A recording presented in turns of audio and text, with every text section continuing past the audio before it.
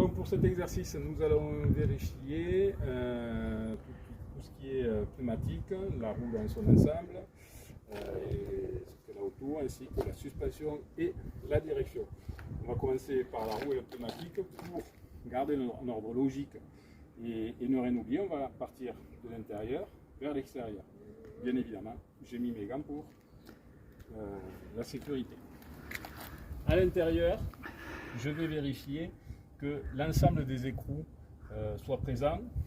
Visuellement, ils sont bien serrés. On n'a pas de clé pour vérifier, mais on va vérifier quand même qu'il y a des clés qui soient totalement desserrés. On continue de s'écarter. Il y a des ouïes, d'accord, sur les jantes.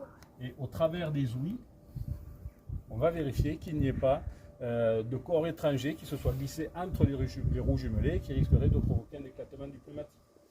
Donc on continue de s'écarter. On va arriver sur le flanc du pneumatique.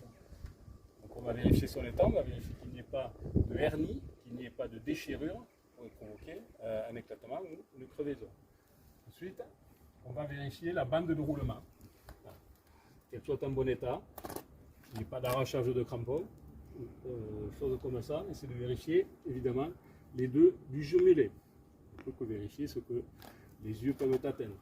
Ensuite, on vérifie que visuellement et globalement, la pression est bonne, ils ne sont pas à plat.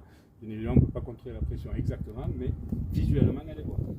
Ensuite, on vérifie le garde-boue, il est en bon état, il est bien fixé, ainsi que la bavette. Ensuite, on va passer vérification des suspensions. Donc, ce véhicule est équipé de suspension pneumatique. Nous avons ici et de l'autre côté. On va vérifier qu'elle soit en bon état, qu'il n'y ait pas de hernie et écoutez qu'il n'y ait pas de fuite d'air. D'accord. Ensuite, à l'intérieur, il est plus difficile de les voir, mais il y a les amortisseurs. Par contre, ce qu'on peut vérifier, c'est qu'il n'y ait pas de fuite au sol, fuite hydraulique, car les amortisseurs, eux, sont hydrauliques. Et ensuite, il faudra vérifier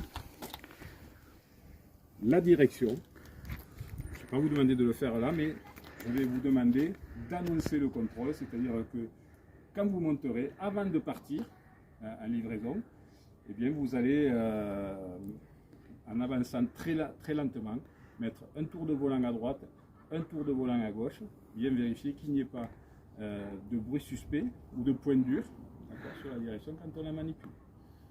Voilà pour cet exercice, vous n'avez plus qu'à le reproduire.